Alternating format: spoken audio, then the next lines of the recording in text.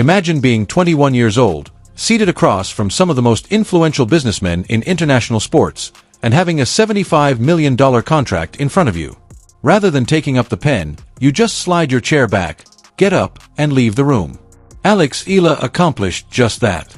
And the world of tennis wasn't the only thing rocked by what transpired next. It completely shattered the foundation of a whole industry. This is more than just a tale about a contract that was turned down. This is a tale about identity, power, and what it takes to truly understand your value in a society when music is always attempting to persuade you otherwise. This is going to be a deep one, so fasten your seatbelt. You have to know music, who Eala is in order to comprehend why this moment is so important. You've already missed one of the most thrilling rises in contemporary tennis if you've only just heard her name. Music. Eala began gaining attention at a time when most kids' music are still figuring out who they are. Eala was born in Quezon City, the Philippines, a nation that the tennis establishment has traditionally ignored. She was not from a tennis powerhouse. She lacked the institutional support, tradition, and infrastructure that players from the United States, Spain, or Russia are essentially born into.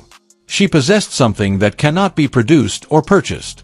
An almost terrifying blend of unadulterated skill, mental toughness, and a sense of self so distinct and firmly rooted that it would ultimately turn out to be the precise thing that altered everything.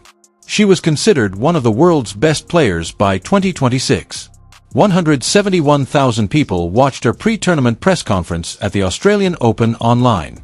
Not just more than her classmates, but also more than Aryna Sabalenka, Carlos Alcaraz, and Coco Gauff. When she performed, stadiums were sold out. There was more to the Filipino flags in the stands than merely a display of patriotism. They served as a warning to everybody watching that something truly monumental was happening in real time. The so-called Eala effect wasn't a hoax. It was a quantifiable, indisputable cultural and economic phenomenon. She was already listed as one of Forbes 30 Under 30 Asia. For the year, her own endorsements were pushing music closer to $3 million. In 2026, she was on course to become the highest-paid tennis player in the Philippines. Additionally, businesses that were aware of the global market, such as music, were keeping a close eye on Asia's billion-dollar sports sector. Nike is the most cautious. This is where the narrative becomes intriguing. Music. Eala wasn't the only player Nike wanted to sign. Their goal was to make a statement. They did not conduct her visit to their world headquarters in Oregon in February 2026 as a standard business meeting. It was handled like a coronation. Music. The walls were plastered with posters that chronicled her career's pivotal milestones. Inspired by the sampaguita, the national flower of the Philippines, a unique shirt was created in her honor, obviously intended to convey music, something very intimate. Eala's own face gazed back at her along the well-known tunnel at Nike headquarters. Music. The one lined with photos of the best worldwide ambassadors the business had ever teamed with. 4 words, history in full flower beneath it. There was an exhibition of limited edition shoes. Thus far, the entire area had been arranged almost like a museum devoted to her narrative. And if they had printed the message in enormous letters across the Oregon sky, it would have been even more obvious. She wasn't being approached by Nike as a young potential they wanted to nurture. They saw her as a generational talent that they needed to seize before anyone else did. That was precisely reflected in the offer they made. $75 million over 10 years. One of the biggest endorsement deals ever given to a male or female tennis player. For comparison, Eala's career prize money at the time was only $876,000. Before she would ever smash another ball in competition, Nike was offering more than 85 times that sum in a single deal. Music. The type of offer that would make most people's hands shake just by looking at the figure on the page, according to a 21-year-old from Quezon City. This is the section of the story where most people would presume they already know what will happen next, so take a moment to pause. The story ends when a young player accepts a huge offer, signs a contract, and their life is irrevocably altered. That is the script that has been acted out 1,000 times.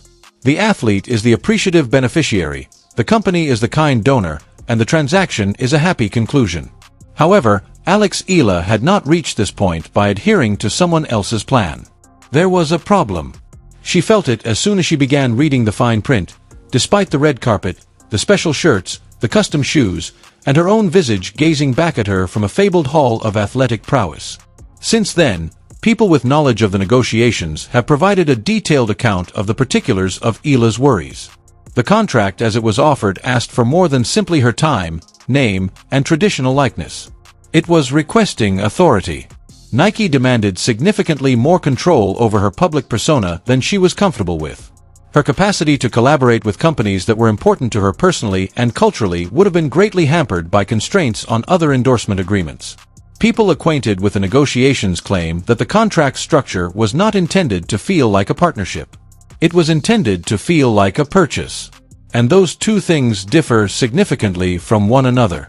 In actuality, Eala had joined Nike in 2019. Throughout her career, she had worn their equipment. Nike sent her a customized outfit with a Sampaguita-themed hair tie and a handwritten note that said, "Every dream begins as a seed, music, and what you plant, you'll one day reap a Filipina on the grass courts of history, not music, just playing for herself, but carrying a nation in full bloom." She made her Wimbledon debut in 2025. That note wasn't insignificant. That gesture was not insignificant. This was a brand she had trusted. She had thought that true respect for one another was the foundation of their relationship. However, trust is a two-way street. As she would subsequently show, she understood better than nearly everyone in that negotiation room. She started to question whether everything, the Sampaguita shirt, the inspirational tunnel, the history in full bloom poster, was sincere collaboration or extremely clever salesmanship as she sat there in Oregon, surrounded by meticulously planned celebrations of her origin. It may have been leverage or love. Silently and without fuss, she made the decision that she did not want to learn the hard way. "No," she replied. Not in a rage. Not through a press release. She simply and firmly turned down $75 million. The true story then started. Nike's response lacked grace. Numerous reports of what transpired in the days that followed now make that much evident. The executives, who had personally chosen those career posters, commissioned that special shirt, and hung her image in that tunnel, were initially taken aback before becoming enraged. For them, this was more than simply a business music setback. Eala was positioned by Nike as a key component of their plan for the billion-dollar and rapidly expanding Asian market. There are more than 110 million people living in the Philippines alone. One of the most fiercely competitive sportswear markets in the world was the larger Southeast music Asian market. For Nike strategic planners, Eala was more than just a tennis player. She was the key that opened a door to a vast business area. They lost more than just a spokesperson when she left. They didn't have a plan. Music. Additionally, companies with that much financial clout and power don't silently suffer that kind of loss. Sources within both organizations claim that within days, Nike's leadership started putting pressure on IGA as well as the Women's Tennis Association, which is in charge of regulating the women's professional circuit. The message that arrived at the WTA's door was direct and hardly disguised as diplomatic. Nike would be re-evaluating its multi-million-dollar sponsorship commitments to the tour if the WTA was unable to guarantee that the players Nike want to sponsor were being adequately supported, promoted, and positioned for economic success. Completely stop. Take a time to let that land. Enraged by a 21-year-old athlete's rejection, one of the world's most powerful brands was now effectively endangering the entire organizational framework of women's professional tennis. Not because the WTA had done something improper. Not due to a disagreement over the terms of the contract, a scheduling conflict, or a transgression of the code of conduct. However, one player, one individual, had used her right to turn down a business deal that she didn't find acceptable. It's nearly impossible to comprehend the move's chutzpah.